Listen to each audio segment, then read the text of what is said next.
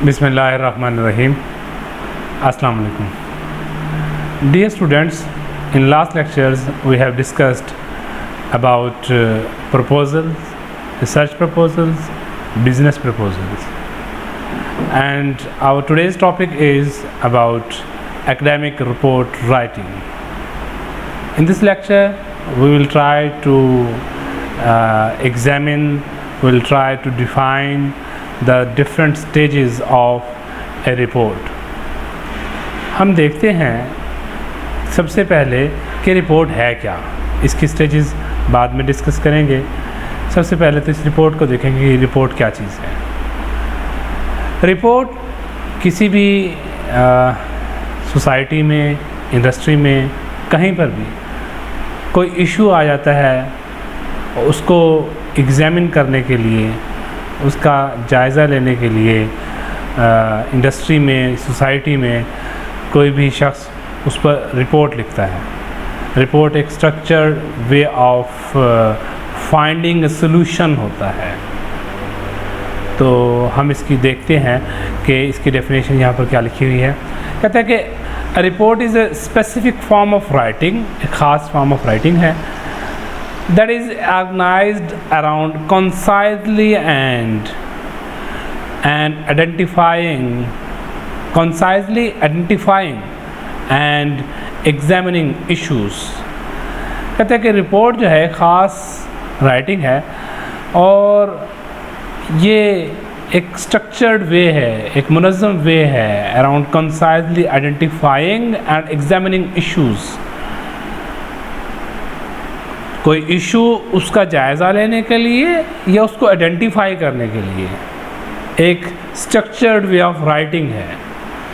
Issue का जायज़ा लिया जा सकता है, उसको आइडेंटिफाई किया जा सकता है थ्रू रिपोर्ट, और एनी इवेंट या कोई वाक़या, कोई हादसा, कोई भी हैपनिंग वाक़या हो चुकी है उसका जायज़ा लेने के लिए, or finding that have happened in a physical sense, या कोई भी फाइंडिंग जो कि वाक़ई हो चुकी है फिज़िकल सेंस में, उन तमाम चीज़ों का जायज़ा लेने के लिए हम रिपोर्ट लिखते हैं.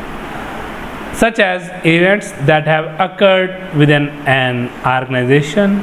कहते कोई भी वाक़यात, कोई भी इवेंट्स जो कि किसी ऑर्गेनाइजेशन में रूनुमा हुए हों, or findings from a research investigation, या कोई रिज़ल्ट्स हों किसी दूसरे शख्स की रिसर्च इन्वेस्टिगेशन के. किसी ने रिसर्च के साथ कोई रिज़ल्ट्स निकाले, आप उन रिज़ल्ट्स पे भी अपनी रिपोर्ट लिख सकते हैं. या कोई इशू हो गया तो आप उस इशू को एग्ज़ामिन करने के लिए, आप उसका जायज़ा लेने के लिए, तहकीक करने के लिए इशू को आप रिपोर्ट लिख सकते हैं.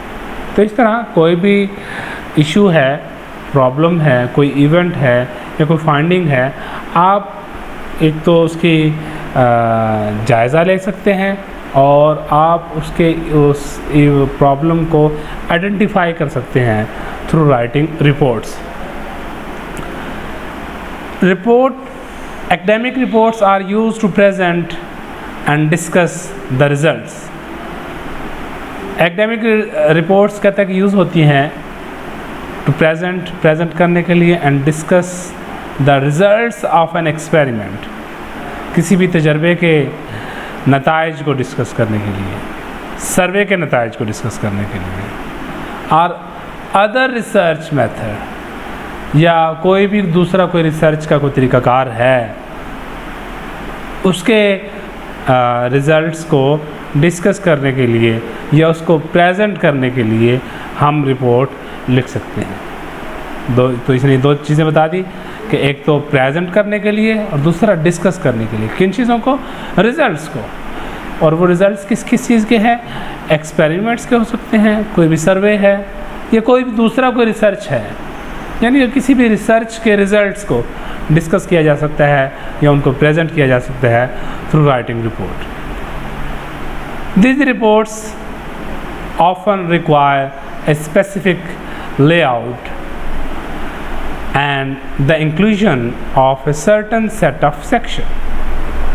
कहते हैं कि इन रिपोर्ट्स में लाजमी तौर पर हमें एक स्पेसिफिक लेआउट को फॉलो करना होता है, स्पेसिफिक एक स्ट्रक्चर है उसको हमने फॉलो करना होता है। And inclusion A set of section, और चंद सेक्शंस हैं जिनको हमने इंक्लूड करना होता है, जिनको हमने शामिल करना होता है। Before we begin, note that when writing an academic report, कहते हैं कि शुरू करने से पहले इस बात को नोट कर लें कि जब आप रिपोर्ट लिख रहे हों, you must always follow the guidelines for formal academic report writing. आपको formal report academic report writing की जो गाइडलाइंस हैं उनको लाजमी तौर पर फॉलो करना चाहिए, इंक्लूडिंग साइटिंग ट्रस्टवर्दी सोर्सेज। कहता है कि उन गाइडलाइंस में कौन कौन सी चीज़ें शामिल हैं, उनमें साइटिंग ट्रस्टवर्दी सोर्सेज, हवाला दिया जाए काबिल एतमाद ज़राए का, को ट्रस्टवर्दी ज़राए, मतलब अगर आप अपनी रिपोर्ट के अंदर किसी दूसरे की फाइंडिंग्स का, किसी दूसरे की रिसर्च का हवाला दे रहे हैं, तो वो जो दूसरे की रिसर्च है वो भी काबिल एतमाद, काबिल भरोसा होनी चाहिए। ये ना हो कि उसकी कोई वैलिडिटी ना हो, जब उसकी कोई वैलिडिटी नहीं होगी तो फिर आपकी भी कोई वैलिडिटी नहीं होगी। Then you have to cite a trustworthy source. तो जब भी हवाला दिया जाएगा एक काबिल भरोसा सोर्स का हवाला दिया जाएगा। तो ये गाइडलाइंस में बता रहा है ये चीज़ें शामिल हैं। और इसके साथ साथ using correct grammar, spelling and punctuation, और इसके साथ साथ ग्रामर दुरुस्त यूज़ की जाए, स्पेलिंग ठीक हो, पंक्चुएशंस अच्छे हों। तो ये उसने कहा कि ये रिपोर्ट राइटिंग के रूल्स हैं जिनको फॉलो किया जाना चाहिए। तो the section that are usually included in an academic report are as follows. कहता है कि इसके सेक्शन, जैसा कि उसने पहले बताया था कि सेक्शन होते हैं जिनको फॉलो किया जाता है, एक स्ट्रक्चर्ड वे ऑफ राइटिंग है ये रिपोर्ट राइटिंग। तो उसके सेक्शंस कौन कौन से हैं, ये 6 सेक्शंस उसने यहाँ पर शो किए हुए हैं। The first one is introduction, the next one is literature review और background of the study, third one is methods or methodology, fourth one is results or findings, and fifth one is discussions, and the last one is conclusion। तो अब हम बारी बारी इनको देखते हैं। Introduction. In an introduction to your academic report, you present the research topic or question। कहते हैं कि अपनी एकेडमिक रिपोर्ट के इंट्रोडक्शन में आपको लाजमी तौर पर प्रेजेंट करना चाहिए अपने रिसर्च के टॉपिक को। एक्चुअली रिपोर्ट राइटिंग भी रिसर्च ही है जिस पर आप तहकीक कर रहे होते हैं किसी इशू पर। तो you present the research topic और क्वेश्चंस। आपको अपने टॉपिक को सबसे पहले इंट्रोडक्शन में इंट्रोड्यूस करवाना चाहिए। अगर आप टॉपिक से हट के अगर आप कोई क्वेश्चन है उसको सॉल्व करने जा रहे हैं, कोई प्रॉब्लम है उसको सॉल्व करने जा रहे हैं, तो उसको आपको एक्सप्लेन करना चाहिए in the introduction and explain why you choose to study that topic. और इसके साथ साथ आप बताएं कि आप ऐसा क्यों करना चाहते हैं। You may also present a general overview of the work, और इसके साथ साथ आपका जो वर्क है उसका एक ओवरव्यू भी बयान करेंगे। You did and your findings expanding on these points further in the main body of the text।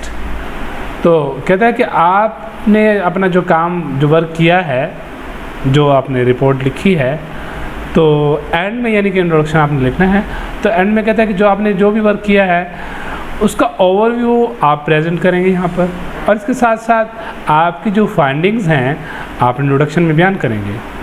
और फिर इसी इंट्रोडक्शन के जो बातें आपने लिखी हैं, पॉइंट्स लिखी हैं, इन्हीं को आप एक्सपेंड करते चले जाएंगे on these points further in the main body of the text, और इसी को एक्सपेंड करते हुए आप पूरी रिपोर्ट में लिखते चले जाएंगे।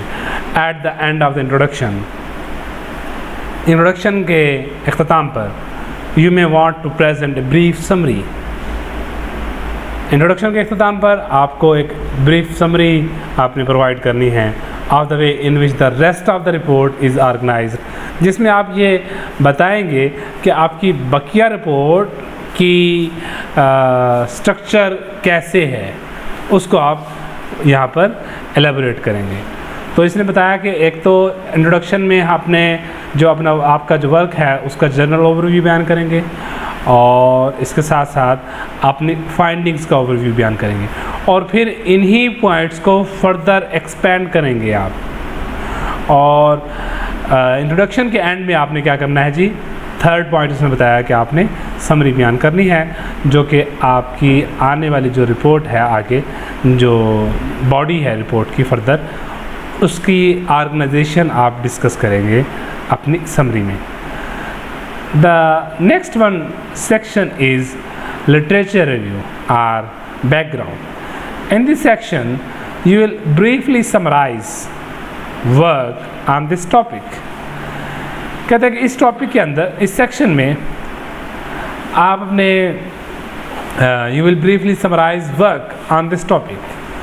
आप अपने वर्क को ब्रीफली समराइज करेंगे that other researcher have conducted. कौन सा वर्क जो कि दूसरे रिसर्चर्स ने कंडक्टेड किया। जैसा कि हमने पहले भी प्रपोज़ल में देखा था कि प्रपोज़ल में लिटरेचर रिव्यू में या बैकग्राउंड ऑफ द स्टडी में हम क्या करते हैं कि हमसे मुताल्लिक जो दूसरे वर्क दूसरे रिसर्चर्स ने किया होता है, हम उसको एलेबोरेट करते हैं।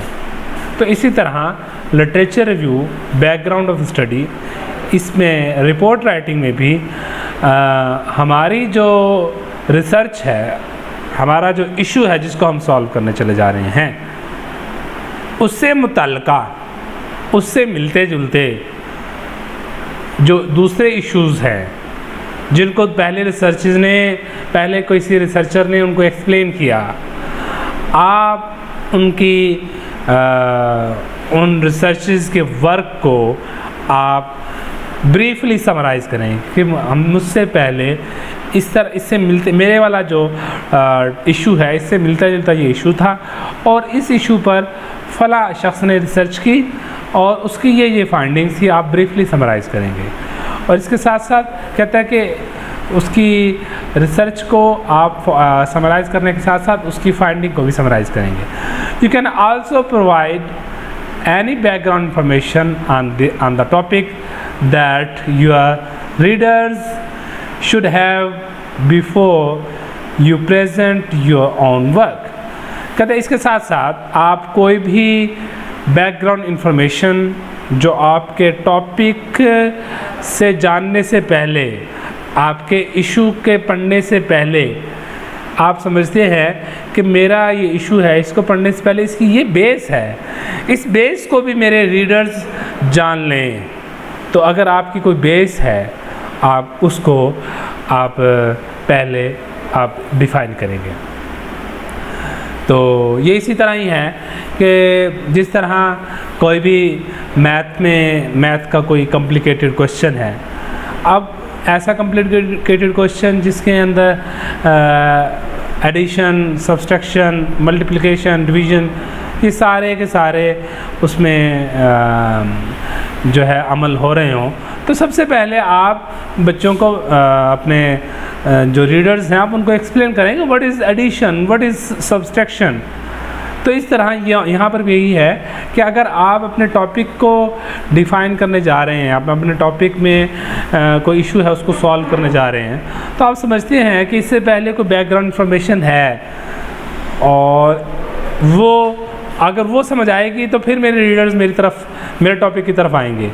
तो फिर आपको उस बैकग्राउंड इंफॉर्मेशन को पहले एक्सप्लेन करना होगा, तो वो भी आप लाजमी तौर पर इंक्लूड यहाँ पर करेंगे। Remember that your reader is interested in your work, not the work of others. यहाँ पर भी उसने एक बहुत इंटरेस्टिंग बात की कि यह बात याद रखें कि आपके जो रीडर्स हैं वो आपके वर्क में इंटरेस्टेड हैं, दूसरे के वर्क को जो आप एक्सप्लेन कर रहे हैं उस वर्क में इंटरेस्टेड नहीं है।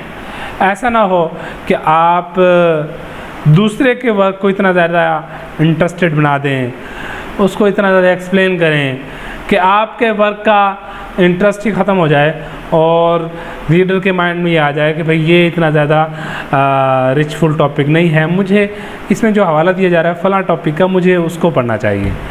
तो इसमें यही बात कहता है कि ये बात भी याद रखें कि आपने अपने वर्क को इंटरेस्टेड बनाना है, ना कि दूसरे के वर्क को। दूसरे के वर्क का आप हवाला देते हुए एक्चुअली आप अपने रीडर्स को अपने वर्क की तरफ लेकर आ रहे हैं।